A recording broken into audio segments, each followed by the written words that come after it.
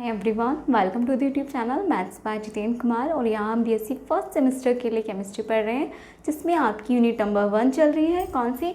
Molecular polarity and weak chemical forces. ठीक है, जिसमें हमने रेजोनेंस देख लिया था। रेजोनेंस के बाद वैन डर वाल्स फोर्सेस और उसके टाइप्स भी देख लिए थे। आई थिंक वो दोनों आपके टॉपिक क्लियर हो गए होंगे। आज हम अपने थर्ड टॉपिक की तरफ चल रहे हैं। थर्ड टॉपिक है आपका पोलैरिटी ऑफ बॉन्ड, जिसमें हम आप डाइपोल मोमेंट पढ़ेंगे। ठीक है, तो आज का आपका टॉपिक लिख लीजिए। आज का आपका टॉपिक है polarity of bonds. Polarity of bonds. तो भी पोलैरिटी क्या होती है? ठीक है, तो एक वर्ड आपने सुना होगा, कोवैलेंट बॉन्ड, कोवैलेंट बॉन्डिंग। तो कोवैलेंट बॉन्डिंग क्या होती है? तो कोवैलेंट बॉन्डिंग वो बॉन्डिंग होती है जिसमें क्या होता है, दो एटम के बीच में क्या होती है, म्यूचुअल शेयरिंग से क्या होती है, बॉन्डिंग होती है। यानी कि म्यूचुअल शेयरिंग, अगर किसी के पास एक इलेक्ट्रॉन की कमी है तो दूसरे ने भी उतना दे दिया। मतलब मान लीजिए आपके पास कोई घर में कोई चीज़ नहीं है और पड़ोसी के पास भी वो नहीं है, तो आपने क्या किया, दोनों ने साथ में पैसे डाले और एक वो चीज़ ले आए। दोनों अलग अलग नहीं खरीद पा रहे थे, वो कॉस्टली है, अलग आपके पास भी कुछ पैसे हैं, उसके पास भी कुछ पैसे हैं, लेकिन जितने आप दोनों के पास अलग अलग हैं उनमें वो चीज़ नहीं आ सकती। लेकिन अगर आप मिला दो उन पैसों को तो आप क्या ला सकते हो वो चीज़। और फिर क्या कर सकते हो, जब उसको ज़रूरत हो तो वो यूज़ कर ले, जब आपको तो आप यूज़ कर लो, है ना। तो इसको बोलते हैं म्यूचुअल शेयरिंग। तो म्यूचुअल शेयरिंग से जो बॉन्डिंग होती है उसे हम बोलते हैं क्या, कोवैलेंट बॉन्डिंग। जब एटम्स के बीच में म्यूचुअल इलेक्ट्रॉनों की म्यूचुअल शेयरिंग से बॉन्डिंग होती है तो हम उसे बोलते हैं कोवैलेंट बॉन्डिंग। अब म्यूचुअल शेयरिंग से तो बॉन्डिंग हो गई, लेकिन अब ये बात तब तक ठीक है। मान लीजिए कोई आपकी, जो मैं आपको एग्जांपल के थ्रू समझा रही हूँ, मान लीजिए आपकी कोई जो भी आप थिंग खरीद के लाए हो, मान लीजिए वो 500 की आई है। ठीक है, 500 की आई है, जिसमें आपने दिए 250 और आपके पड़ोसी ने दिए 250। तो 250 यानी कि इक्वल डिस्ट्रीब्यूट करके आप वो चीज़ लाए हो, तो दोनों बराबर से यूज़ कर लोगे। ठीक है, और एक केस ये भी तो हो सकता है कि आई चीज़ 500 लेकिन आपने तो दिए 200 और पड़ोसी ने दिए कितने, 300। तो अब उसका पलड़ा भारी हो गया, यानी कि अब उसका कंट्रीब्यूशन ज़्यादा है, और कंट्रीब्यूशन ज़्यादा है तो उसका हक ज़्यादा बनता है उस चीज़ पर। तो आप उसे मना नहीं कर सकते। अगर वो बोलता है पहले मुझे यूज़ करना है तो आप उसे करने दोगे, क्योंकि आपके पास क्या है, पैसे आपने कम दिए हैं। तो इसी चीज़ को, अब इसको, ये तो मैंने आपको एक एग्जांपल के थ्रू समझाया। अब इसी चीज़ को यहाँ पर समझिए। आपकी कोवैलेंट बॉन्डिंग होती है। ठीक है, कोवैलेंट बॉन्ड बनते हैं, किससे बनते हैं, म्यूचुअल शेयरिंग से। Mutual sharing of electrons. मैं भी आपको लिखवाऊंगी, रफली आपको समझा रही हूँ, अभी आपको प्रॉपर लिखवाऊंगी। तो म्यूचुअल शेयरिंग ऑफ इलेक्ट्रॉन से जो क्या होते हैं आपके बॉन्ड बनते हैं, उन्हें बोलते हैं कोवैलेंट बॉन्ड। अब ये दो तरह के हो सकते हैं। ठीक है, एक होता है आपका पॉलर कोवैलेंट बॉन्ड, एक होता है नॉन पॉलर। ठीक है, अब पॉलर और नॉन पॉलर क्या है? पॉलर वही बात है जब दोनों ने बराबर बराबर कॉन्ट्रीब्यूशन किया, यानी कि सिमिलर एटम्स के बीच में पॉलर होगा, सिमिलर एटम्स। ठीक है, जैसे एग्जाम्पल के तौर पर अगर हाइड्रोजन ले लो आप, ठीक है, तो ये देखो हाइड्रोजन, जब हाइड्रोजन और हाइड्रोजन के बीच में बॉन्डिंग होगी तो एक इलेक्ट्रॉन इस वाले हाइड्रोजन का, एक को इसको दिखा रही हूँ, तो बीच में रखे रहेंगे बॉन्ड के। इसका मतलब एक इलेक्ट्रॉन इसने दिया, एक इलेक्ट्रॉन इसने दिया है, और उसके बाद इनकी बॉन्डिंग हो गई है। तो इनमें क्या है, अब दोनों ने इक्वल कंट्रीब्यूशन किया है, तो ये क्या है, आपके पॉलर बॉन्ड हो गए। सॉरी नॉन पॉलर, गड़बड़ कर देती, नॉन पॉलर। ये क्या हो गया, आपके नॉन पॉलर बॉन्ड हो गए। क्यों? मैंने आपको एक चीज़ बताई थी कि पॉलर क्या होते हैं आपके, जब मैंने आपको वैन डर वाल्स फोर्स पढ़ाया था तो आपको पॉलर नॉन पॉलर आपको बताया था। पॉलर वो होते हैं जिसमें आयन जनरेट हो जाते हैं, और नॉन पॉलर वो होते हैं जिसमें आयन जनरेट नहीं होते। और बाद में आपको बोला था कि डिटेल में हम डिस्कस करेंगे, तो आज हम उसी को डिस्कस करने जा रहे हैं। नॉन पॉलर होते हैं जिसमें आयन जनरेट नहीं होते, यही तो बताया था। तो इसमें आयन जनरेट नहीं होंगे क्योंकि दोनों सिमिलर एटम हैं, कोई भी इलेक्ट्रॉन अपने लेने की कोशिश नहीं करेगा क्योंकि दोनों ने इक्वली शेयरिंग की है। लेकिन पॉलर क्या होंगे, जब क्या होगा, आपका डिफरेंट एटम्स के बीच में बॉन्डिंग होगी, डिफरेंट एटम के बीच में बॉन्डिंग होगी। जैसे आप मान लीजिए आपका एग्जांपल है HCl। ठीक है, अब देखिए H और Cl के बीच में एक इलेक्ट्रॉन हाइड्रोजन ने लिया, अभी म्यूचुअली शेयरिंग हो रही है क्योंकि बात तो कोवेलेंट बॉन्डिंग की है और म्यूचुअल शेयरिंग तो होगी ही, इलेक्ट्रॉन तो दोनों म्यूचुअली देंगे। लेकिन बात क्या है, इसमें दोनों की क्या है, हिम्मत नहीं हो रही इलेक्ट्रॉन को लेने की, क्योंकि दोनों क्या है, सेम इलेक्ट्रोनेगेटिव, दोनों की कैपेसिटी सेम है। कोई भी ऐसा नहीं है ताकतवर कि हाँ मैं ताकतवर हूँ मैं तुझसे छीन लूंगा। लेकिन यहाँ पर बात क्या है, एक इलेक्ट्रॉन इसने दिया, एक इलेक्ट्रॉन, यहाँ भी म्यूचुअल शेयरिंग हो रही है, लेकिन यहाँ पर क्या हो गया, इलेक्ट्रोनेगेटिविटी वाला कैरेक्टर डोमिनेंट कर जाएगा। अब ये जो इलेक्ट्रोनेगेटिविटी है वो क्या होती है, इलेक्ट्रोनेगेटिविटी होती है the tendency the capacity to attract shared electron, यानी कि शेयर्ड इलेक्ट्रॉन को अट्रैक्ट करने की जो कैपेसिटी है, टेंडेंसी, उसे बोलते हैं हम इलेक्ट्रोनेगेटिविटी। और वो इलेक्ट्रोनेगेटिविटी किसकी है, Cl की सबसे ज़्यादा होगी इन कंपैरिजन टू हाइड्रोजन, यानी कि Cl की ज़्यादा होगी हाइड्रोजन की कंपैरिजन में।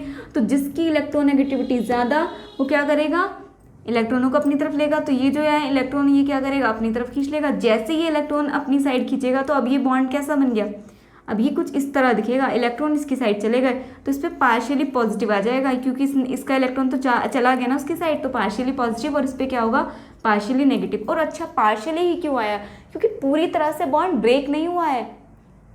जब कंप्लीटली बॉन्ड ब्रेक हो जाता है तब हम जो प्लस और माइनस लगाते हैं, आयंस बनाते हैं, लेकिन यहाँ पे पार्शियल पॉजिटिव पार्शियल नेगेटिव आया क्योंकि बस ये स्लाइटली शिफ्ट हुआ है, इलेक्ट्रॉन शिफ्ट हुआ है टुवार्ड्स क्लोरीन, बट पूरी तरह से ये ब्रेक नहीं हुआ है बॉन्ड, ठीक है।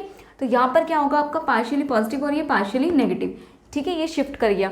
क्यों हुआ ऐसा, क्योंकि यहाँ पर इलेक्ट्रोनेगेटिविटी वाला जो आपका कैरेक्टर था वो डोमिनेंट कर गया इलेक्ट्रोनेगेटिविटी की वजह से। तो हमेशा याद रखना है कोवेलेंट का बॉन्डिंग कैसे होगी, म्यूचुअल शेयरिंग से होगी, और वो भी दो तरह से हो सकती है, पोलर भी नॉन पोलर भी। अगर सिमिलर एटम के बीच में कोवेलेंट बॉन्डिंग हो रही है तो हम बोलेंगे नॉन पोलर, और अगर अपोजिट या डिफरेंट एटम के बीच में क्या हो रही है, कोवेलेंट बॉन्डिंग हो रही है, तो हम बोलेंगे वहाँ पर वो पोलर कंपाउंड्स होंगे, ठीक है। क्यों होंगे polar, due to the difference of electronegativity difference की वजह से, ठीक है। आई थिंक आपको अब समझ आ गया होगा, ये होती है पोलरिटी ऑफ बॉन्ड्स, यानी कि बॉन्ड की पोलरिटी, पोलर है या नहीं है। तो पोलर की पोलरिटी हमने पढ़ ली। अब ये जो पोलरिटी है, अब कोई भी जो आपका कंपाउंड है वो ना तो 100% क्या होता है, आयनिक होता है, ना 100% कोवेलेंट होता है। अब ये जो इसकी पोलरिटी है बॉन्ड्स की, ये किससे मेज़र की जाती है, ये मेज़र की जाती है डाइपोल मूवमेंट से। तो अब हम इसमें डाइपोल मूवमेंट भी पढ़ेंगे। अच्छा डाइपोल मूवमेंट क्या होता है, चलिए पहले हम पोलरिटी ऑफ बॉन्ड्स डिस्कस कर लेते हैं, उसके बाद हम इसी में ही, क्योंकि पोलरिटी ऑफ बॉन्ड्स कैलकुलेट किसके थ्रू होती है, पता किससे चलता है। यहाँ तो हमने इलेक्ट्रोनेगेटिविटी को देखकर बता दिया, ठीक है, तो पता कैसे चलेगा कि कोई भी कंपाउंड पोलर है या नहीं है। तो जिसमें डाइपोल मोमेंट होगा उसमें वो क्या होगा, पोलर होगा, और जिसमें डाइपोल मोमेंट नहीं होगा वो नॉन पोलर होगा। तो ये हम देखते हैं डाइपोल मोमेंट के थ्रू। तो पहले हम देखते हैं, अपना लिख लेते हैं पोलरिटी ऑफ बॉन्ड्स, फिर हम डिस्कस करेंगे डाइपोल मोमेंट, ठीक है। चलिए पहले लिखना शुरू करते हैं। चलिए तो अब देख लेते हैं क्या होता है। तो पॉलरिटी ऑफ बॉन्ड्स, या जिसे आप बोलते हो, इसको एक और नाम से बोलते हो क्या, percentage of ionic character, percentage of ionic character, ठीक है। सब कुछ वही है जो अभी हमने समझ लिया है, ठीक है। देख लेते हैं फिर भी एक बार, इसको प्रॉपर मैनर में लिख दिया है मैंने। चलिए एक बार देखते हैं। एक covalent bond is formed by the mutual sharing of electron between two atoms. वही है कोवेलेंट बॉन्ड कब बनता है, दो एटम्स के बीच में म्यूचुअल शेयरिंग से बनता है। अब देखिए आगे दो तरह के होते हैं आपके कोवेलेंट बॉन्ड, देखे थे पोलर नॉन पोलर। अब वही देखते हैं, when the covalent bond is formed between the two similar atoms. जब कोवेलेंट बॉन्ड दो सिमिलर एटम्स यानी कि एक जैसे एटम के बीच में बनेगा, तो जो शेयर्ड पेयर्ड है इलेक्ट्रॉनों का शेयर पेयर जो है वो कहाँ रहेगा, आपका सेंटर में रहेगा, मॉलिक्यूल के सेंटर में, क्योंकि दोनों सेम है तो सेंटर में रहेगा। These molecules are called non polar. इस तरह के मॉलिक्यूल्स को क्या बोलेंगे, नॉन पोलर, और इस तरह के बॉन्ड को बोलेंगे नॉन पोलर कोवेलेंट बॉन्ड। जैसे एग्जांपल देखिए, similar atoms H2 F2 Cl2 etc। जैसे H और H का बॉन्ड हो गया, दोनों सिमिलर है तो बॉन्ड जो इलेक्ट्रॉन पेयर है वो बॉन्ड के बीच में रहेंगे। इस तरह के जो कंपाउंड होंगे आपके मॉलिक्यूल्स होंगे उन्हें क्या बोलोगे आप, नॉन पोलर, और बॉन्ड को बोलोगे नॉन पोलर कोवेलेंट बॉन्ड। अब नेक्स्ट देखते हैं, but when the covalent bond is formed between the two different atoms. लेकिन जब दो डिफरेंट एटम्स के बीच में क्या बनता है, आपका कोवेलेंट बॉन्ड बनता है, तो शेयर्ड पेयर्ड कहाँ जाएंगे, अब दो डिफरेंट एटम है, ठीक है। अब यानी कि एक ताकतवर भी हो सकता है और एक हल्का भी हो सकता है। तो जब दो डिफरेंट एटम्स के बीच में क्या होगा, कोवेलेंट बॉन्डिंग हो रही है, तो शेयर पेयर इलेक्ट्रॉन्स कहाँ होंगे, is attracted more towards the more electronegative atom. तो इस बार क्या है, दो अलग अलग एटम्स के बीच में बॉन्डिंग हो रही है, तो इस बार ये वाला केस नहीं होगा कि इलेक्ट्रॉन्स पेयर जो है बीच में रखे रहें। अब इस बार क्या होगा, ये जो शेयर्ड इलेक्ट्रॉन पेयर हैं वो कहाँ होंगे, अट्रैक्ट किसकी तरफ ज़्यादा जाएंगे, उस तरफ ज़्यादा जाएंगे जो ज़्यादा है। भाई हम लोग क्या करते हैं, हम रिच फैमिली में ज़्यादा, मतलब ऐसे अब फ्रेंड होगा कि स्टेटस देख के फ्रेंड बनाते हैं आज के टाइम के लिए, और सभी के लिए नहीं। तो वही है, ये भी क्या कर रहा है कि ज़्यादा इलेक्ट्रोनेगेटिव की तरफ जा रहा है, कि जो ज़्यादा अमीर है यानी कि जिसके पास इलेक्ट्रोनेगेटिविटी डिफरेंस ज़्यादा है, सॉरी इलेक्ट्रोनेगेटिविटी ज़्यादा है, उसकी तरफ क्या होगा, अट्रैक्ट हो जाएगा। दस the shared pair of electrons does not remain in the centre. तो इस बार क्या होगा, आपके शेयर्ड पेयर इलेक्ट्रॉन सेंटर पे नहीं रहने वाले, वो किसकी साइड शिफ्ट हो जाएंगे, वो शिफ्ट हो जाएंगे ज़्यादा इलेक्ट्रोनेगेटिव एटम की तरफ। ठीक है, इलेक्ट्रोनेगेटिव ज़्यादा, जिसकी इलेक्ट्रोनेगेटिविटी ज़्यादा होगी। इलेक्ट्रोनेगेटिविटी क्या होती है, आप लिख सकते हो नोट करके, मैं बोल रही हूँ, द टेंडेंसी या capability to attract shared paired electron. ठीक है, तो वही होगा। अब इस बार क्या होगा, मॉलिक्यूल के बीच में ये सेंटर पे नहीं रहेंगे इलेक्ट्रॉन्स, ये किधर शिफ्ट हो जाएंगे, जिसकी इलेक्ट्रोनेगेटिविटी ज़्यादा होगी। तो इस तरह के मॉलिक्यूल्स को क्या बोलेंगे, पॉलर मॉलिक्यूल्स, और इस तरह के बॉन्ड को बोलेंगे polar covalent bond. For example HCl, HF, HBr, यानी कि H एक तो एटम है H, एक दूसरा है Cl, यानी कि दो डिफरेंट एटम है, देखो H और Cl, और दोनों में देखें तो इलेक्ट्रोनेगेटिविटी किसके साथ होती है, क्लोरीन की। तो ये क्या करेगा, शेयर्ड पेयर जो इलेक्ट्रॉन है आपके, उसको क्या करेगा, अपनी तरफ अट्रैक्ट करेगा। पूरी तरह लेगा नहीं, सिर्फ अट्रैक्ट कर रहा है, अट्रैक्ट करके मैंने यहाँ पे दिखाया हुआ है, लेते हुए नहीं दिखाया, इसकी तरफ शिफ्ट हो गए, देखो इसकी तरफ ज़्यादा हो गए। तो ये क्या हो गया, इसने स्लाइटली पॉजिटिव बना लिया, इसने स्लाइटली नेगेटिव बना लिया, यानी कि दो डाइपोल जनरेट हो गए हैं, दो डिफरेंट क्या हो गए, साइड जनरेट हो गए, यानी कि यहाँ पे डाइपोल जनरेट हो गया। मैंने आपको डाइपोल का बताया भी था कि यहाँ पे क्या हो गया, दो सिरे क्या हो गए हैं, डेवलप्ड हो गए हैं, दो डाइपोल जनरेट हो गए। तो ये क्या हो गया, आपका डाइपोल भी हो गया। ठीक है, तो यहाँ ये कैसा हो गया, आपका पोलर कंपाउंड। ठीक है, और ये इसकी जो पोलरिटी है या परसेंटेज ऑफ आयनिक कैरेक्टर होता है इन कोवेलेंट कंपाउंड, इससे निकाला जाता है, ये निकाला जाता है with the help of dipole moment. तो अब हम डाइपोल मोमेंट ही सीखेंगे, बस ये आपके पॉइंट्स पूरे हो जाएं। अब नेक्स्ट, द पोलरिटी और आयनिक character of a covalent compound. जो पोलरिटी है या आयनिक कैरेक्टर है किसी भी कोवेलेंट कंपाउंड का, वो डिपेंड किस पे होता है, on the difference in the electronegativities of two atoms. दो एटम्स के बीच की इलेक्ट्रोनेगेटिविटी डिफरेंस पे डिपेंड करती है पोलरिटी या परसेंटेज ऑफ आयनिक कैरेक्टर। जैसे अब मान लीजिए किसी दो एटम सिमिलर है, दो एक जैसे एटम्स हैं, उनके बीच में इलेक्ट्रोनेगेटिविटी डिफरेंस कितना है, 0।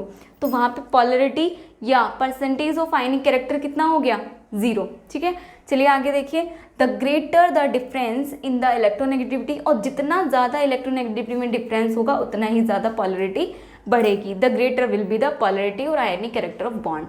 समझ पा रहे हो, जितनी ज़्यादा आपकी इलेक्ट्रोनेगेटिविटी का डिफरेंस होगा उतनी ज़्यादा आपकी पोलरिटी बढ़ेगी बॉन्ड की, और उतनी ज़्यादा, या फिर हम कह सकते हैं कि परसेंटेज ऑफ आयनिक कैरेक्टर बढ़ेगा। ठीक है, तो इसको एक बार नोट डाउन करिए, फिर आगे चलते हैं। आई थिंक आपको समझ आ गया होगा कोवेलेंट बॉन्ड क्या होते हैं। कोवेलेंट बॉन्ड में दो तरह से आपके कंपाउंड बन सकते हैं, और उसके बाद पोलरिटी किस बात पर डिपेंड करती है, क्योंकि आपका टॉपिक ही है ये पोलरिटी ऑफ बॉन्ड्स या परसेंटेज ऑफ आयनिक कैरेक्टर।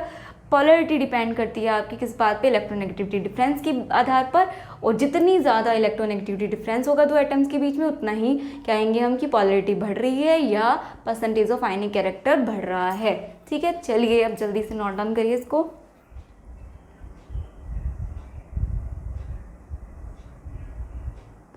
चलिए हम नेक्स्ट आगे के पॉइंट देखते हैं। अब ये क्या था आपका, पोलरिटी तक तो आपका हो गया था कि पोलरिटी जैसे जैसे क्या होगा, आपका इलेक्ट्रोनेगेटिविटी डिफरेंस होगा, वैसे वैसे पोलरिटी इंक्रीज हो जाती है। अब पॉलिंग एक साइंटिस्ट थे, पॉलिंग ने एक रूल दिया, यानी कि अब पॉलिंग ने क्या रूल दिया, तो अकॉर्डिंग टू पॉलिंग के रूल के अकॉर्डिंग क्या है, if the electronegativity difference between two atoms, यदि दो एटम्स के बीच का इलेक्ट्रोनेगेटिविटी डिफरेंस 1.7 आता है आपका, तो बॉन्ड कितना होगा, 50% आयनिक होगा कैरेक्टर में। ठीक है, आप ये बोल सकते हो। And when the difference is more than 1.5, अब आप ही सोचो 1.5 से ज़्यादा डिफरेंस आ रहा है तो क्या होगा, उतना ही ज़्यादा और क्या होता जाएगा, इंक्रीज होता जाएगा। तो 1.7 से ज़्यादा क्या आ रहा है, डिफरेंस आ रहा है इलेक्ट्रोनेगेटिविटी में, तो the bond is correspondingly more ionic. तो बॉन्ड कैसा होगा, उतना ही आयनिक होगा, यानी कि 1.7 पर 50% आयनिक माना गया है, ठीक है। अब 1.7 से आप लगा लीजिए, 1.7 से 50% आयनिक है, तो जैसे जैसे 1.7 से डिफरेंस इंक्रीज होता जाएगा वैसे वैसे आपका percentage of ionic character in covalent compound increase होता चला जाएगा, ठीक है। तो वही उन्होंने एक टेबल भी दी है इलेक्ट्रोनेगेटिव डिफरेंस और परसेंटेज ऑफ आयनिक कैरेक्टर को लेकर। अगर डिफरेंस जीरो है तो आपको पता है क्या होगा, वो जीरो, उसमें कोई इलेक्ट्रोनेगेटिव डिफरेंस ही नहीं है। जब कोई इलेक्ट्रोनेगेटिविटी डिफरेंस ही नहीं है तो पॉलरिटी कैसी है, जीरो है, पॉलरिटी कह दो या परसेंटेज ऑफ आयनिक कैरेक्टर कह दो, जीरो है, ठीक है। अब अगर डिफरेंस इलेक्ट्रोनेगेटिव डिफरेंस 0.6 आ रहा है, इसको हम शॉर्ट में ना EN बोलते हैं। मैं बार बार इलेक्ट्रोनेगेटिव बोल रही हूँ तो EN बोल दूंगी अब शॉर्ट में, ठीक है। और इसको पॉलरिटी भी बोलते हैं, और करके लिख लीजिए, और यहाँ पे बात हो रही है पॉलरिटी की, ठीक है। चलिए, तो अगर EN आपका 0.6 आ रहा है तो पॉलरिटी कितनी आ रही है, 9, 1 आ रहा है तो 22, 1.4 39, 2 पे क्या आ रहा है 63। तो यहीं पे देखो बीच में कहीं 50 लाइक कर रहा होगा, 50 लाइक कहाँ कर रहा है 1.7 के बीच यहाँ पे, ठीक है। 50 के बाद 63, इस तरह से ये चलता जाएगा, ठीक है। आपको ये टेबल लगभग लर्न कर लीजिए, अप्रॉक्स पूरा एग्जैक्ट लर्न करने की जरूरत नहीं, आपको पता होना चाहिए, ठीक है। बाकी ये तो याद रखना है कि ये जो पॉलिंग ने रूल दिया कि 1.7 पे हम क्या मानते हैं, 1.7 अगर दो एटम्स के बीच का इलेक्ट्रोनेगेटिविटी डिफरेंस 1.7 है, डायरेक्ट क्वेश्चन आ जाए कि दो आपके पास एटम है उनके बीच का इलेक्ट्रोनेगेटिविटी डिफरेंस 1.7 है, तो उसमें परसेंटेज ऑफ आयनिक कैरेक्टर बताइए, तो कितना हो जाएगा 50%, ये तो आपको पता होना चाहिए। चलिए आगे देखते हैं। अब इसको मेज़र किससे करते हैं भाई, कोवेलेंट जो आपके कंपाउंड है, कोवेलेंट बॉन्डिंग है, उसमें पॉलरिटी का जो मेजरमेंट है वो किससे करेंगे। अभी मैंने आपको बताया था कि डायपोल मोमेंट क्या करता है, पॉलरिटी का पता लगाता है। तो dipole moment is the measure of the degree of polarity, कितनी पॉलरिटी है इसका पता कौन लगाता है, इसका मेजरमेंट कौन करता है, डायपोल मोमेंट। तो dipole moment is the measure of degree of polarity, ठीक है। आगे देखते हैं। आप डायपोल मोमेंट का नाम आ गया तो डायपोल मोमेंट के बारे में पढ़ना भी बहुत जरूरी है। तो डायपोल मोमेंट देखते हैं क्या होता है। तो dipole moment is the product of the magnitude of the charge and the distance between the centres of the positive and negative charge. वो क्या है, आपको इसको ज़्यादा ऐसे इस तरह याद नहीं रख पाओ तो आप ये फॉर्मूला याद रख लेना कि डायपोल मोमेंट बराबर होता है चार्ज इंटू डिस्टेंस। तो वहाँ से आप इसको बना सकते हो कैसे कि dipole moment is the product of the, product है ना, of the magnitude of charge and the distance between the centers of the positive and negative charge। यानी कि आपको पता है जो डाइपोल है, अब पॉलरिटी कितनी होगी वो पता लगाना है ना हमें। तो पॉलरिटी की डिग्री को मेजर करने के लिए हम डाइपोल मोमेंट का यूज़ करें तो डाइपोल मोमेंट क्या होगी, दोनों एटम के बीच में जितनी डिस्टेंस होगी उसके मल्टीप्लाई उसके प्रोडक्ट के और उन दोनों के बीच में जितना चार्ज है उसके चार्ज के, ठीक है। तो मैग्नीट्यूड ऑफ चार्ज पे और उन दोनों के बीच की डिस्टेंस पर, डिस्टेंस का प्रोडक्ट क्या होता है आपका डायपोल मोमेंट। तो डायपोल मोमेंट को रिप्रेजेंट करते हैं म्यू से। म्यू होता है आपका एम बनाइए, ठीक है, एम बनाना आता है आपको, आता ही होगा, इसको खींच दे एक साइड से, ठीक है। ये होता है आपका म्यू, एक साथ बनाओगे तो इस तरह से म्यू, ठीक है। ये हो गया म्यू। और मैथमेटिकली इसको, इस जो आपने डेफिनेशन लिखी है उसको रिप्रेजेंट कैसे कर सकते हैं कि भाई डायपोल मोमेंट यानी कि म्यू बराबर होता है चार्ज यानी कि क्यू इंटू डिस्टेंस आर, ठीक है। अब it is usually expressed in debye, इसको किस में मेजर करते हैं, यूनिट क्या होती है डायपोल मोमेंट की, ये भी आपको ध्यान रखना है। इसकी यूनिट होती है डिबाई, ठीक है। इसको डी से रिप्रेजेंट करते हैं, डिबाई हो गई। तो 1 डिबाई आपको वैल्यू पता होनी चाहिए। 1 डिबाई होता है आपका 3.33। इसके लास्ट को याद रखो या मत करो, 3.33 है तो याद रहेगा, 3 से याद कर लो डिबाई कम, ठीक है। 3.33 564, अब यहाँ से वैसे याद भी रख सकते हो 56, ठीक है। 3.33564 इंटू 10 की पावर -3, मतलब बार बार 3 का ही आ रहा है, 3.33 इंटू 10 की पावर -30। और ये है कुलाम मीटर। सी देखो, चार्ज को कुलाम में लेते हैं, डिस्टेंस हो गया मीटर में, तो कुलाम मीटर। और ये आता है आपका डिबाई में। तो 1 डिबाई किसके इक्वल है, कुलाम मीटर। तो यूनिट आनी है 3.33564 इंटू 10 की पावर -30 कुलाम मीटर के। अब यहाँ पर सी क्या है आपका कुलाम है, एम क्या है मीटर, ये हम पहले ही बता चुके हैं। अब 1 डिबाई किसके इक्वल हो जाएगा, अगर ESU में पूछें, ये तो सेंटीमीटर में कुलाम मीटर में आ रहा है, आपको ये ध्यान रखना है। इसको मैं हाईलाइट कर देती हूँ। ये किस में आ रहा है आपका, ये आ रहा है आपका कुलाम मीटर में। अगर कुलाम मीटर में दिया है तो आप कुलाम मीटर में पूछा है तो यही वैल्यू रखनी है।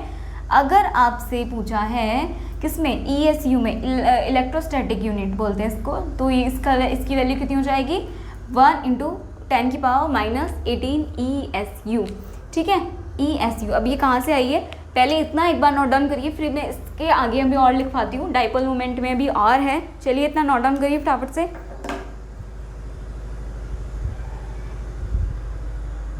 ठीक है, सभी ने नोट डाउन कर लिया होगा।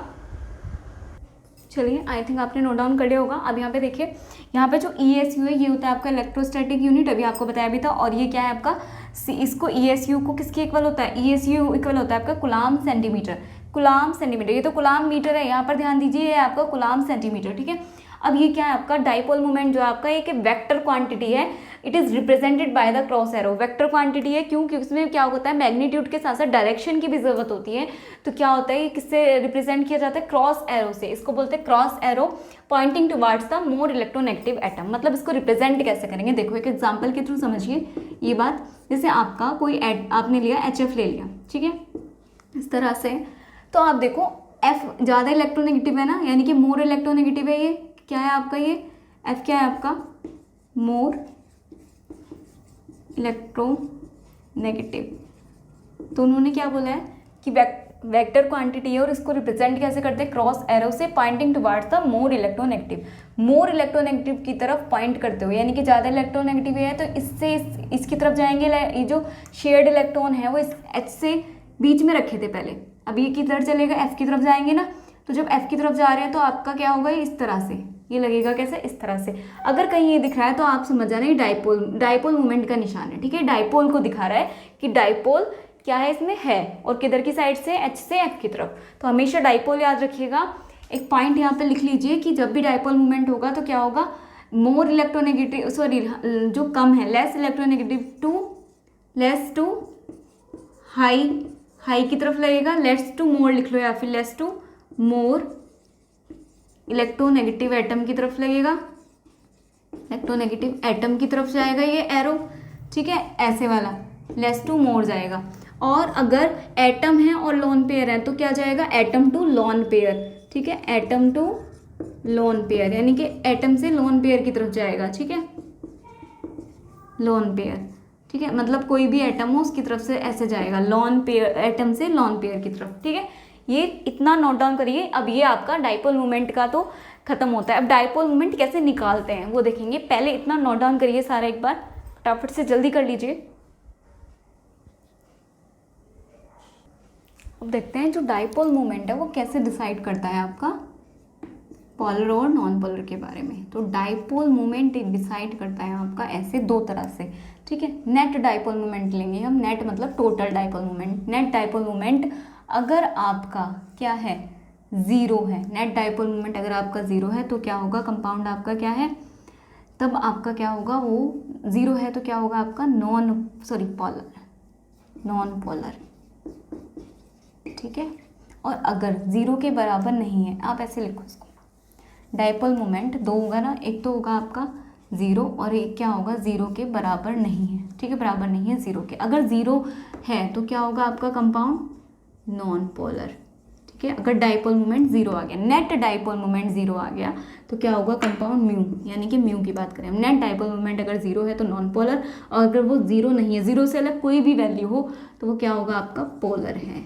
ठीक है, इस तरह से ये डिसाइड करता है आपका डाइपोल मोमेंट। अगर नेट डाइपोल मोमेंट आपका ज़ीरो आ रहा है तो वो क्या है आपका नॉन पोलर है कंपाउंड, और अगर नेट डाइपोल मोमेंट ज़ीरो के बराबर नहीं आ रहा है तो वो क्या है आपका पोलर कंपाउंड है। ठीक है, अब देखेंगे dipole moment for diatomic molecules. ठीक है, चलिए पहले लिख लेते हैं, इतना तो आपको समझ आ गया होगा आई थिंक। चलिए अब देखते हैं पहले dipole moment for diatomic molecule के लिए। अगर दो एटम है आपके डायटोमिक मॉलिक्यूल के लिए देखेंगे डाइपोल मोमेंट, तो पहले दो केस बनते हैं इसमें। ठीक है, एटॉमिक के लिए डायटोमिक मॉलिक्यूल दो तरह के होंगे। डाई का मतलब है दो एटम। ठीक है, डाई एटॉमिक का मतलब है दो एटम से मिलकर बना हुआ मॉलिक्यूल। तो दो एटम वो कैसे हो सकते हैं, पहला केस ये भी हो सकता है कि दोनों एटम सेम हो, यानी कि होमो एटॉमिक भी हो सकता है, होमो मतलब सेम, होमो एटॉमिक मॉलिक्यूल्स भी हो सकता है। ठीक है, और दूसरा केस ये हो सकता है कि वो कैसा हो, हेट्रो एटॉमिक हो। हेट्रो मतलब दो डिफरेंट एटम से मिलकर बना हो, हेट्रो एटॉमिक मॉलिक्यूल्स। ठीक है, तो इन दोनों केस में डाइपोल मोमेंट का पता कैसे चलेगा। होमो एटॉमिक कैसे हो गए, दो सिमिलर, यानी कि जैसे H2 हो गया, Cl2 हो गया, I2 हो गया, F2 हो गया, Br2 हो गया, ये सारे कैसे होमो एटॉमिक। और हेट्रो एटॉमिक मॉलिक्यूल कैसे हो गए, जैसे अलग अलग HCl हो गया, HF हो गए 2 मॉलिक्यूल, HBr हो गया, HI हो गया, इस तरह के जो मॉलिक्यूल्स होंगे वो सारे कैसे होंगे, ETC लिख लीजिए क्योंकि और भी हो सकते हैं, ठीक है, एक्सेट्रा।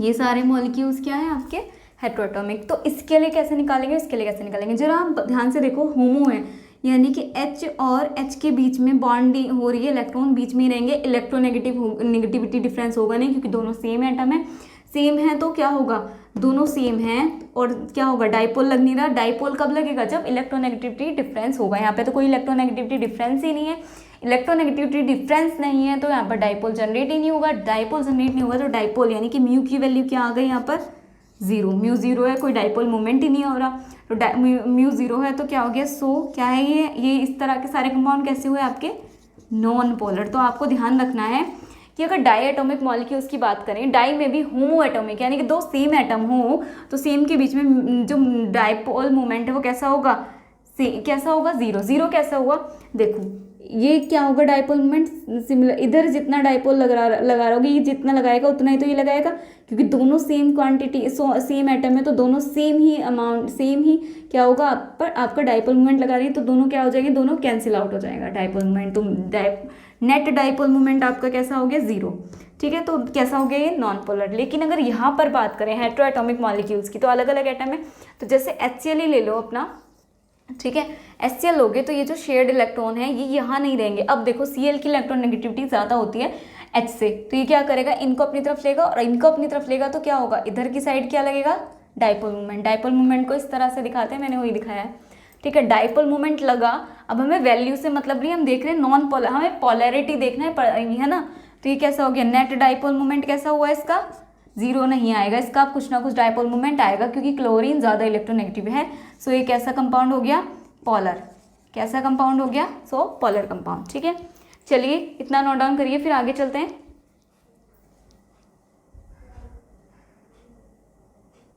अच्छा, एक और क्वेश्चन यहीं से आता है, ये तो आपने कर लिया होगा। अगर इन चारों में से पूछा जाए कि इन चारों में से डाइपोल मूवमेंट किसका सबसे ज़्यादा होगा, मतलब HCl, HF, HBr, HI, इनमें से सबसे ज़्यादा डाइपोल मूवमेंट किसका होगा, ठीक है। तो यहाँ पर देखो, इसको आगे लिख लेते हैं, HF, HCl, HBr। अब ठीक है ना, फ्लोरीन, क्लोरीन, ब्रोमीन, आयोडीन, इसी के सीक्वेंस में तो रहते हैं, ठीक है, हेलोजेंस। तो अब ये हो गए आपके। तो अब देखो डाइपोल मूवमेंट किसका सबसे ज़्यादा होगा। अब डाइपोल मूवमेंट तो होगा इन सब में, यानी कि पोलर तो है ये सारे, इतना तो हमें पता चल गया क्योंकि सब में इलेक्ट्रोनेगेटिविटी डिफरेंस आएगा, डिफरेंट एटम है तो डाइपोल होगा तो पोलर तो ये सारे हैं। लेकिन सबसे ज़्यादा डाइपोल मूवमेंट किसका है, तो अब देखो ये वाला इधर, ये इधर होगा, ये भी इधर की साइड होगा, ये भी इधर की साइड होगा और ये भी होगा तो इधर की साइड ही, ठीक है। अब म्यू का क्या कहता है आपका, Q इंटू आर या डी, जिससे भी डिस्टेंस को आप रिप्रेजेंट करो, ये कहता है। तो अब देखो चार्ज को देखें तो charge fluorine, chlorine, bromine, iodine सब पे है, लेकिन डिस्टेंस को देखें, अब चार्ज को देखना है, डिस्टेंस को देखना है। अब इसके अकॉर्डिंग आप मान लो ये A है, ये B है, ये C है और ये D है। तो अब इसका ऑर्डर बनाइए, सबसे ज़्यादा किसका होगा, ठीक है। अब देखो ज़रा, सबसे ज़्यादा होगा आपका HF का, देन होगा आपका HCl का, देन होगा आपका HBr का और देन होगा आपका HI का। ऐसा क्यों हुआ है, क्योंकि चार्ज वाला फैक्टर डोमिनेंट कर गया है, चार्ज वाला फैक्टर जो है डोमिनेंट कर गया है, तो इसलिए हम चार्ज को प्रेफरेंस देंगे। और आपको पता है F क्या है, ज़्यादा इलेक्ट्रोनेगेटिव है, और ज़्यादा इलेक्ट्रोनेगेटिव है तो चार्ज क्या होगा, इधर ज़्यादा होगा, तो फ्लोरीन की इलेक्ट्रोनेगेटिविटी ज़्यादा, फिर क्लोरीन की, फिर ब्रोमीन की, फिर आयोडीन की, ठीक है। अगर हम डिस्टेंस से देखें तो क्या है, आपका सबसे बड़ा साइज होगा आयोडीन का, देन ब्रोमीन का, देन क्लोरीन का और देन F का, इस तरह से होगा। तो अगर ये हाइड्रोजन के साथ बॉन्डिंग करेंगे तो इसका तो डिस्टेंस क्या होगी, इसकी डिस्टेंस कम होगी, जबकि यहाँ देखो H की और इसकी डिस्टेंस कितनी है, ठीक है। तो डिस्टेंस वाला अगर कैरेक्टर डोमिनेंट कर जाता है तो आपका उल्टा हो जाएगा ये पूरा, HI का सबसे ज़्यादा होगा, फिर HBr, HCl, HF। लेकिन हमें हमेशा क्या देखना है, चार्ज वाला कैरेक्टर डोमिनेंट करना है, चार्ज वाले कैरेक्टर को देखना है। तो उसके अकॉर्डिंग फ्लोरीन पर सबसे ज़्यादा चार्ज है, फ्लोरीन सबसे ज़्यादा इलेक्ट्रोनेगेटिव है, ठीक है। तो ये था आपको बस यहीं पे समझाने का था। चलिए अब देखते हैं पॉलीएटॉमिक के लिए, ठीक है, dipole moment for polyatomic molecules, for polyatomic molecules. चलिए पहले लिख लेते हैं।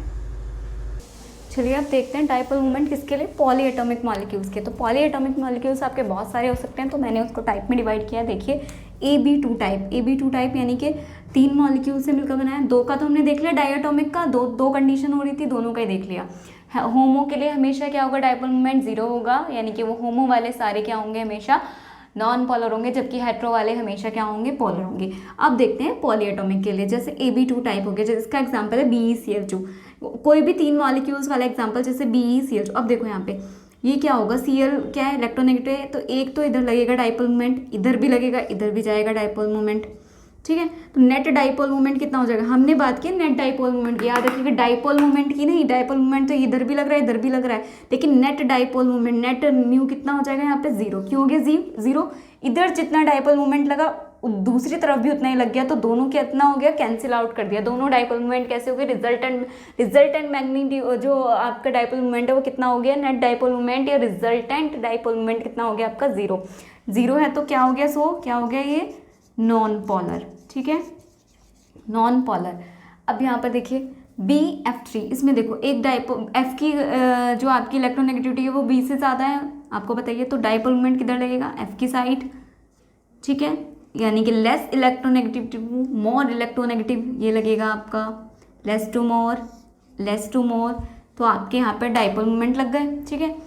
अब यहाँ पर देखो ये वाला जो डाइपोल मोमेंट है, एक इधर से खींच रहा है, एक इधर से, तो कहीं इसके बीच में इसका रिजल्टेंट होगा ये वाला, इन दोनों डाइपोल मोमेंट का बीच का डाइपोल मोमेंट यहाँ होगा, और इसका डाइपोल मोमेंट ऊपर वाले से कैंसिल आउट हो गया, इन दोनों का रिजल्टेंट तो यहाँ हो गया, और ये क्या हो रहा है आपका ऊपर लग रहा है, तो इसका कैंसिल आउट हो गया। सो नेट डाइपोल मोमेंट कैसा हो गया आपका, नेट डाइपोल मोमेंट 0 हो गया। सो ये कैसा हो गया आपका, नॉन पोलर हो गया। और आपको ज्योमेट्री बताऊँ तो ये लीनियर बन रही है इसकी, और इसकी कैसी बन रही है आपकी, प्लेनर बन रही है, और इसकी कैसी है आपकी टेट्राहेड्रल, ठीक है। चलिए यहाँ पे देखते हैं अब CH4 में, ये देखो एक डाइपोल, अब यहाँ पे देखो कार्बन और हाइड्रोजन की इलेक्ट्रोनेगेटिविटी में कार्बन की ज़्यादा होती है, तो किस तरफ जाएगा, इस तरफ, यानी कि इस तरफ, ये भी जाएगा इस तरफ, और ये भी जाएगा इस तरफ, तो क्या हो जाएगा पूरा क्या हो रहा है, नेट डाइपोल मोमेंट कितना हो जाएगा, ये भी इधर, ये भी इधर, ये भी इधर, यानी कि सब लग रहे हैं, तो कैसा होगा, नेट डाइपोल मोमेंट हो जाएगा आपका 0, नेट डाइपोल मोमेंट होगा 0। सो ये भी कैसा हो जाएगा आपका नॉन पोलर।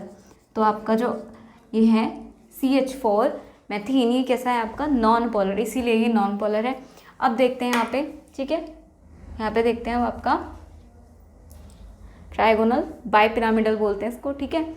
तो अब देखो यहाँ पे एक डाइपोल लग रहा है, फॉस्फोरस से ज़्यादा क्लोरीन की है इलेक्ट्रोनेगेटिविटी, तो डाइपोल लगेगा क्लोरीन की साइड, ये भी क्लोरीन की साइड, ये भी क्लोरीन की साइड, ये भी क्लोरीन की साइड, और ये भी क्लोरीन की साइड। अब जरा समझने की बात है, ये वाला डाइपोल मोमेंट और ये वाला तो कैंसिल आउट हो गया, ये अपोजिट डायरेक्शन में लग रहे हैं, तो जब आप इसकी mu is equals to Q into R इसके लिए निकालोगे और इसके लिए निकालोगे, तो रिजल्टेंट यानी कि ऐड करोगे, तो ये Q इंटू -R वाला -Q हो जाएगा, तो माइनस म्यू प्लस म्यू, इसका μ1 माइनस μ2, इसका μ1 और ये कैंसिल हो गया, ओवरऑल निकालोगे तो किसका आ गया, इसका ऊपर नीचे से डायरेक्शन अपोजिट है, तो इसका म्यू कैंसिल हो गया।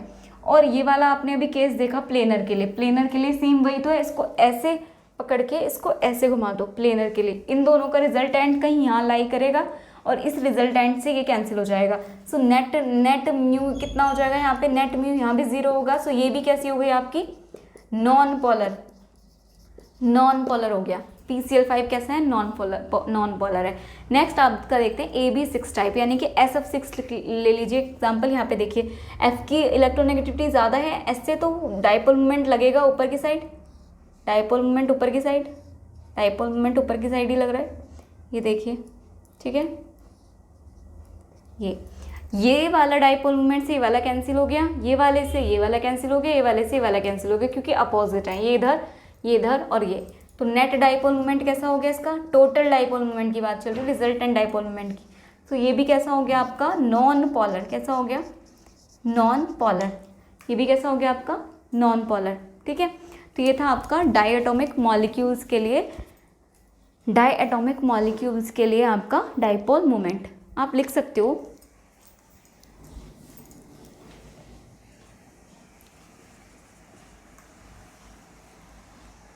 इफ़, नॉट करके लिख लीजिएगा इसके नीचे, if surrounding atoms are same, then net dipole moment is equals to 0 and क्या होगा, नॉन पोलर होगा compound, and compound becomes non polar. चाहे तो पूरा लिख लो, चाहे नोट करके इसको, इसके बाद ये सब नोट करके इसके बाद लिख लेना, क्योंकि सराउंडिंग एटम्स यहाँ पे देखो, यहाँ पे बी दो सराउंडिंग एटम दोनों सेम थे, net dipole 0। Surrounding atom B के सेम थे, सी के सराउंडिंग एटम सेम थे, पी के सराउंडिंग एटम सेम थे, एस के सराउंडिंग एटम सेम थे।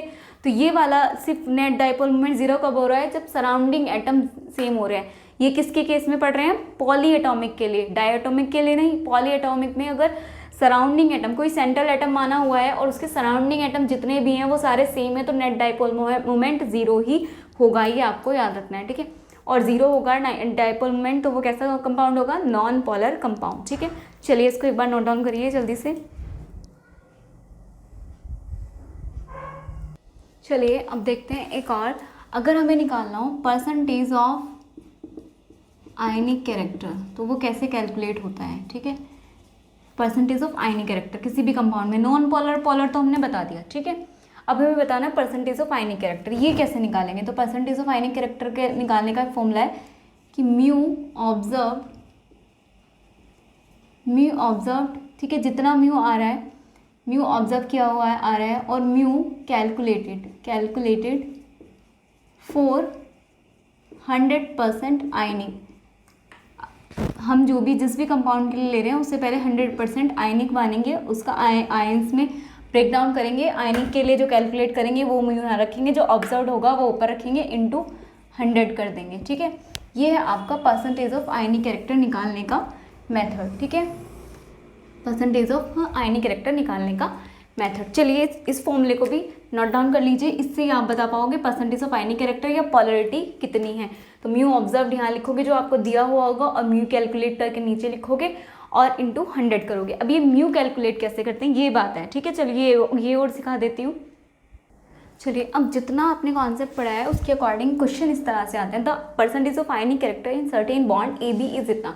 परसेंटेज दिया है आयनिक कैरेक्टर का, ठीक है। परसेंटेज जो आपको गिवन होता है, पहले लिख लो परसेंटेज ऑफ आयनिक कैरेक्टर कितना गिवन है आपको, कितना गिवन है, ए बी के लिए दिया हुआ है, ये तो आपको पता है, ए बी बॉन्ड के लिए 54.76%।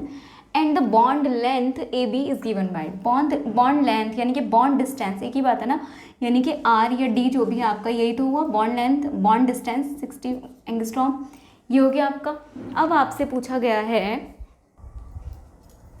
अब सबसे पहले आर को कन्वर्ट कर लो एंगस्ट्रॉम में, तो इसको यहीं पे कन्वर्ट कर लो, क्या हो जाएगा 246 × 10 की पावर -10 मीटर, ये होगा ना 10 मीटर, ठीक है। ये हो जाएगा आपका क्या, एंगस्ट्रॉम को हमने कन्वर्ट कर लिया मीटर में, ठीक है। मीटर ये हो जाएगा 10 की पावर -10 मीटर। अब यहाँ से आगे चलते हैं, what is the dipole moment of A B. जब भी ये पूछे डाइपोल मोमेंट तो हमें निकालना होता है, फॉर्मूला आपके सामने है, परसेंटेज ऑफ आयनिक कैरेक्टर दिया है, म्यू ऑब्जर्व निकालना है इसका, म्यू ऑब्जर्व की वैल्यू पूछी है, ठीक है। और म्यू कैलकुलेट हमें करना है, जिसके लिए हमें वैल्यूज़ दी हैं। तो म्यू कैलकुलेट करिए, म्यू आप लिख लीजिएगा नीचे कि कैलकुलेटेड, कौन सा म्यू निकाल रहे हैं, 100% आयनिक। इसको पहले 100% मान लेते हैं, कोई जो आपको ये बॉन्ड ये दिया है ए बी मॉलिक्यूल, मान लीजिए 100% आयनिक है, 100% आयनिक है यानी कि इस पर भी इलेक्ट्रॉन होगा, ठीक है। इसका इलेक्ट्रॉन इसके पास, इसका इलेक्ट्रॉन इसके पास, आयनिक है 100%। अब आयनिक है तो क्या होगा, अब देखो चार्ज कितना है, ए पे भी प्लस है, एक ही इलेक्ट्रॉन की बात कर रहे हैं, तो 1 इलेक्ट्रॉन, एक ही इलेक्ट्रॉन के लिए क्या होगा आपका चार्ज की वैल्यू, यानी कि क्यू कितना हो जाएगा यहाँ पे, फॉर 1 इलेक्ट्रॉन, एक इलेक्ट्रॉन का चार्ज कितना होता है वही यहाँ पे होगा 1.6 × 10 की पावर -19 कूलम, ये होता है। और आपके पास आर गिवन है, सो ये क्या हो जाएगा आपका, इस बात को पहले ऊपर लिख लेना, ठीक है। अब लिखिए, so mu calculated for 100% ionic is equals to कितना हो जाएगा, Q × R। तो Q आपके पास कितना है 1.6 × 10 की पावर -19 कूलम, इंटू R कितना है 246 × 10 की पावर -10 मीटर। जब इसकी मल्टीप्लाई करोगे तो 3.34 इंटू 10 की पावर -27 आ जाएगा। ये -19 है, -27 आ जाएगा आपका कूलाम मीटर। ठीक है, ये आ गया आपका म्यू कैलकुलेट होके ये वाली। अब ये वाली टर्म आपके पास आ गई, ये आपको गिवन है, ये निकालना है, बहुत ईजी है। सो अब आप क्या निकाल लोगे, percentage of ionic character, percentage of ionic character बराबर किसकी हो जाएगी, म्यू ऑब्जर्व के अपॉन म्यू कैलकुलेटेड के। अब मैं पूरा नहीं लिख रही हूँ, आप लिख लीजिएगा, ठीक है, इंटू 100। जब यहाँ से निकालोगे, ये आपको दिया है, ये दिया है, यहाँ से आपको म्यू ऑब्जर्व तो निकालना है, तो म्यू ऑब्जर्व बराबर कितना हो जाएगा, परसेंटेज आयनिक कैरेक्टर कितना दिया है, इसकी और इसकी मल्टीप्लाई हो जाएगी और ये जाएगा इसके साथ डिवाइड में। चलो आप लिख लो पूरा, ठीक है, ये जाएगा आपके पास percentage of ionic character into mu calculated और अपॉन में आ जाएगा ये 100। ठीक है, ये हो जाएगा। अब आगे क्या कर सकते हैं, ठीक है, अब इसके आगे सॉल्व करेंगे। ठीक है, तो म्यू ऑब्जर्व निकालना है हमें, तो निकालो। म्यू ऑब्जर्व की वैल्यू कितनी आ जाएगी, ऑब्जर्व बराबर हो जाएगा, आयनिक कैरेक्टर कितना दिया है 54.76%, यानी कि परसेंटेज में ये हो तो परसेंट में, ये तो उसे कन्वर्ट नहीं करना, अगर ये परसेंट में भी ना दे हो तो इसको कन्वर्ट करना पड़ता है। इंटू म्यू कैलकुलेटेड कितना आया है आपके पास, कैलकुलेट करने के बाद ये रहा 3.34 इंटू 10 की पावर -27, ये आ गया कूलाम इंटू मीटर, अपॉन में 100 है, जब इसको करोगे तो 2.25 ऐसे कुछ आएगा। ठीक है, इंटू 10 की पावर -27 कूलाम मीटर, ये आ गया आपका म्यू ऑब्जर्व। यही तो आपको निकालना था। ठीक है, लेकिन अब ये तो आया है किस में आया हो, कूलाम मीटर में। अगर हमें इसको डिबाई में कन्वर्ट करना हो, अब डिबाई में कन्वर्ट कैसे कर सकते हैं बताइए। ये तो आ गया कूलाम मीटर में, अब इसको डिबाई में कन्वर्ट करना है तो इसको कैसे कन्वर्ट करेंगे, 15 आएगा, 2.15 ये आएगा इसका आंसर। ठीक है, अब इसको कन्वर्ट करेंगे तो अब कूलाम मीटर को डिबाई में कैसे कन्वर्ट करेंगे, वी नो, हम जानते हैं, हमने लिखा है 1 डिबाई किसके इक्वल होता है, अभी लिखा था हमने 3.33 इंटू 10 की पावर माइनस क्या था आपका 30 सेंटीमीटर, सॉरी कूलाम मीटर, इसको गड़बड़ ना करना, इसको याद रखने का तरीका, इसको CQ लिख लो कूलाम से, या फिर C कैपिटल बना लो और इंटू M स्मॉल। ठीक है, कूलाम मीटर। अब क्या हो जाएगा, 1 कूलाम मीटर बराबर किसके हो जाएगा, 1 कूलाम मीटर हो जाएगा आपका 1 डिबाई अपॉन 3 इंटू 3 इंटू 10 की पावर -30। ठीक है, इसके इक्वल हो जाएगा 1 अपॉन 3.33 इंटू 10 की पावर -30 डिबाई के। ठीक है, अब क्योंकि इतना कूलाम मीटर तो इसके इक्वल है, सो आपका 2.15 इंटू 10 की पावर -27 कूलाम मीटर किसके इक्वल होगा, इसकी मल्टीप्लाई कर लीजिए, 2.15 इंटू 10 की पावर -27 अपॉन 3.33 इंटू 10 की पावर -30 डिबाई के इक्वल हो जाएगा। जब आप इसको पूरा सॉल्व कर लोगे तो 4.0 डिवाई ये आएगा आई थिंक। ठीक है, ये आपका आंसर आ गया, यानी कि म्यू ऑब्जर्व की वैल्यू इन डिवाई में। अब जिसमें आपकी वैल्यू पूछे आप कन्वर्ट कर सकते हो, 1 डिवाई के इक्वल ये होता है, आप कन्वर्ट करके बता सकते हो। ठीक है, तो आई थिंक आपकी वैल्यू यही है 644.0 आएगा, 644.0 आप कैलकुलेट करके देख लेना। ठीक है, यही आ रहा होगा। ठीक है, इस तरह से आपके ये क्वेश्चन आते हैं। ठीक है, इस तरह से आपके क्वेश्चन आते हैं जो आपको करने होते हैं। ठीक है, चलिए, तो आज आपका पॉलिटी ऑफ बॉन्ड्स या परसेंटेज ऑफ आयनिक कैरेक्टर यहाँ पे ख़त्म होता है। ठीक है, इसकी प्रैक्टिस कीजिएगा, इससे रिलेटेड जितने भी क्वेश्चन है आपके डाइपोल मोमेंट निकालने के या परसेंटेज ऑफ आयनिक कैरेक्टर पूछता है या पॉलिटी ऑफ बॉन्ड्स, यानी कि जिस तरह भी घुमा फिरा के लैंग्वेज चेंज, मतलब घुमा फिरा देगा, बस क्वेश्चन का पैटर्न चेंज कर देगा, तो आप क्वेश्चन को करने की कोशिश कीजिएगा। अगर कोई प्रॉब्लम आती है तो बता दीजिएगा। ठीक है, तो आज की क्लास के लिए इतना ही। Thank you and keep learning.